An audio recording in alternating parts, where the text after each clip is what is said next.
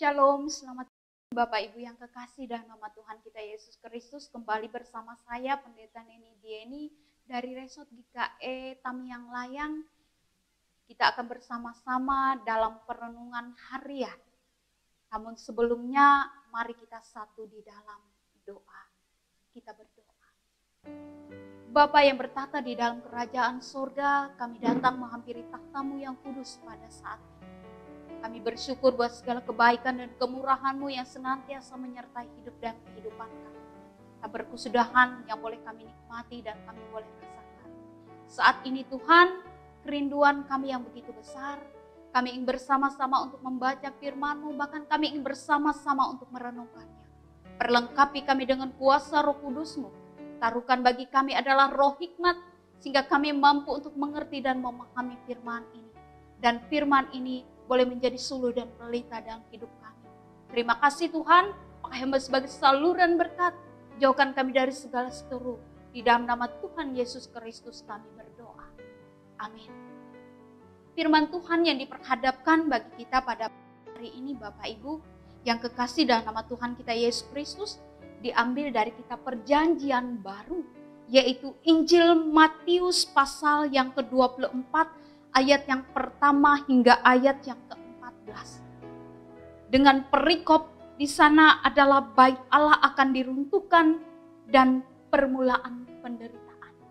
Saya hanya bacakan satu ayat di dalamnya. Saya mengambil di dalam ayat yang ke-13. Dia berbunyi demikian. Tetapi orang yang bertahan sampai kesudahannya akan selamat. Demikian firman Tuhan.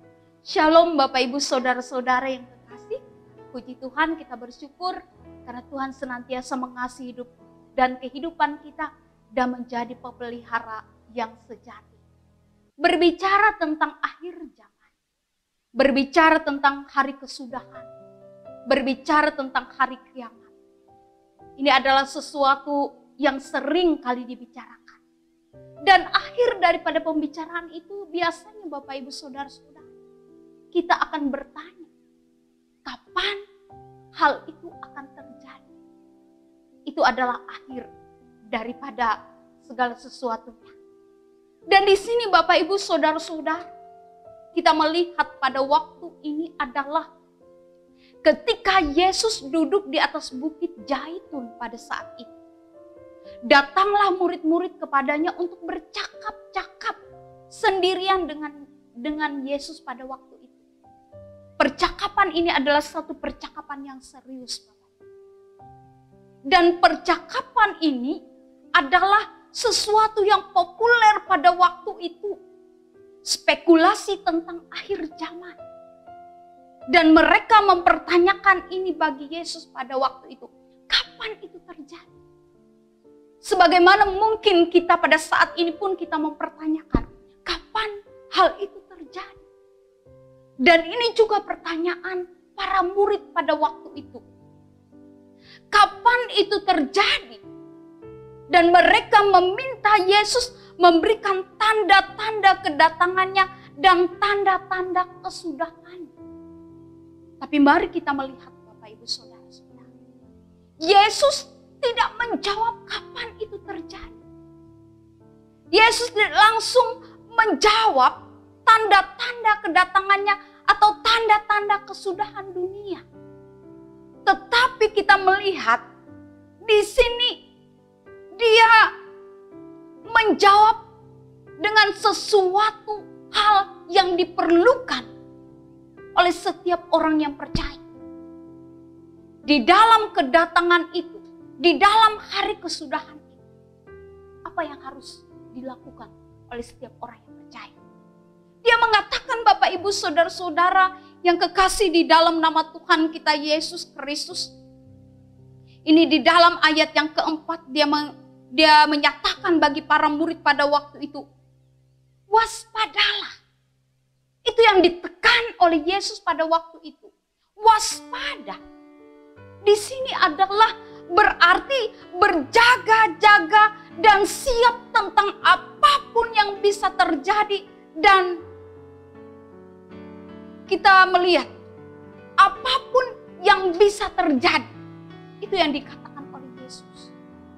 Karena kita melihat tanda-tanda kedatangannya dan tanda-tanda kesudahan dunia bukan satu perkara yang mudah dihadapi. Satu perkara yang begitu besar. Jikalau orang tidak teguh di dalam iman, orang akan jatuh. Dan kita melihat Bapak Ibu Saudara-saudara, setelah Yesus mengatakan waspadalah, dia menguraikan apa-apa yang terjadi, apa-apa yang akan menimpa hidup dan kehidupan setiap umat yang percaya.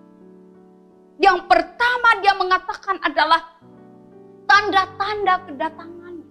Dia mengatakan akan ada penyesat.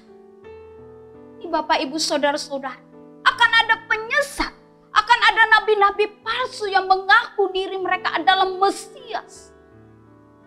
Oleh karena itu sangat berhubungan ketika Yesus mengatakan waspadalah, berjaga-jagalah. Dan yang kedua kita melihat bagaimana Yesus mengungkapkan tanda-tanda kedatangan. Dia mengatakan akan ada penderitaan yang luar biasa dan tekanan demi tekanan.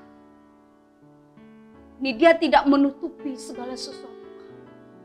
Dia menyatakan itu bagi para murid. Dan bukan hanya itu. Dia nyatakan bagi kita setiap orang yang percaya. Ada begitu banyak penderitaan yang luar biasa. Dan tekanan demi tekanan. Peperangan terjadi. Kelaparan terjadi. Dan yang ketiga. Akan ada gelombang murtad. Dan yang keempat kita melihat apa yang dikatakan oleh Yesus pada waktu itu. Akan ada banyak terjadi pengkhianatan. Bapak Ibu Saudara-saudara yang kekasih dalam nama Tuhan kita Yesus Kristus. Itulah tanda-tanda kedatangan, tanda-tanda kesudahannya. Dan kalau kita melihat menghadapi hal-hal yang bahaya, mengerikan yang terjadi, tentu saja akan membuat kita takut.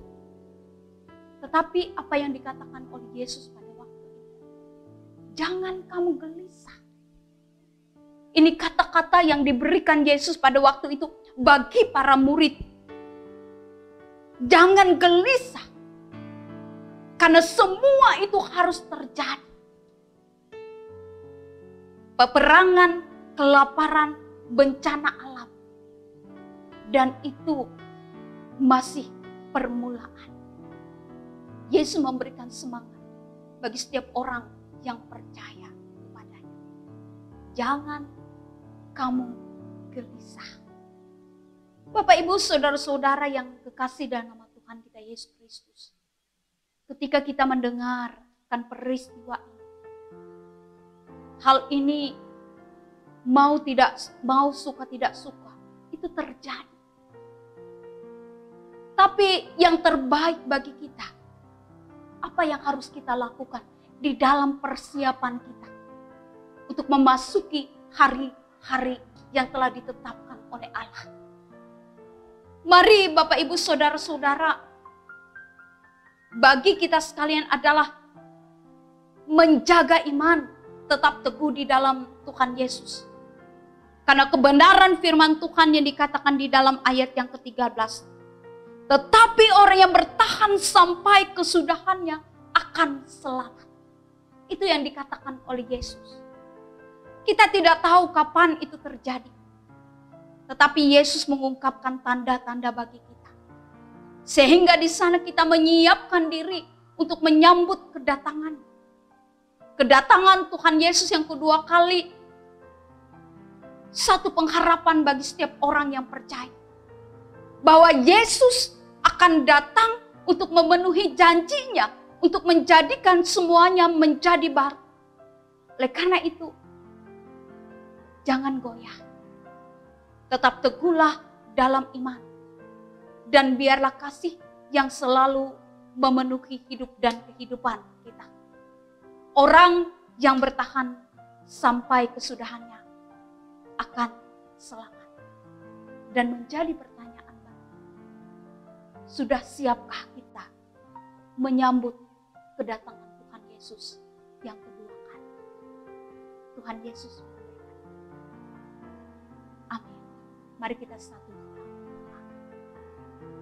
Bapak, terima kasih buat kebenaran firman yang boleh kami dengar pada saat ini. Biar melewati kebenaran firman ini kami dimampukan agar kami senantiasa hidup bijaksana.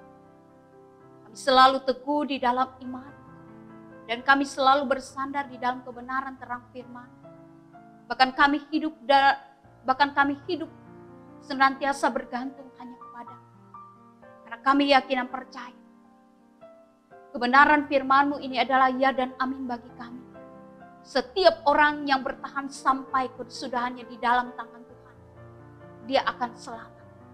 Oleh karena itu tuntun dan bimbing hidup dan kehidupan kami Bapa. Dan Engkau senantiasa menyertai. Agar kami dimampukan dan kelak kami akan mendapatkan janji yang teguh yang kekal. Yang Tuhan akan nyatakan bagi setiap orang yang percaya. Terima kasih Bapa. Biar kami mengakhiri doa kami ini bersama-sama kami mengucapkan doa Bapa kami. Bapa kami yang ada di surga, dikuduskanlah nama-Mu. Datanglah kerajaan-Mu, jadilah kehendak-Mu di bumi seperti di surga. Berikanlah kami pada hari ini makanan kami yang secukupnya. Dan ampunilah kami akan kesalahan kami, seperti kami juga mengampuni orang yang bersalah kepada kami. Janganlah membawa kami ke dalam pencobaan, tetapi lepaskanlah kami daripada yang jahat. Karena Engkaulah yang mempunyai kerajaan dan kuasa dan kemuliaan sampai selama-lamanya. Amin. Tetap semangat, tetap sehat, dan percaya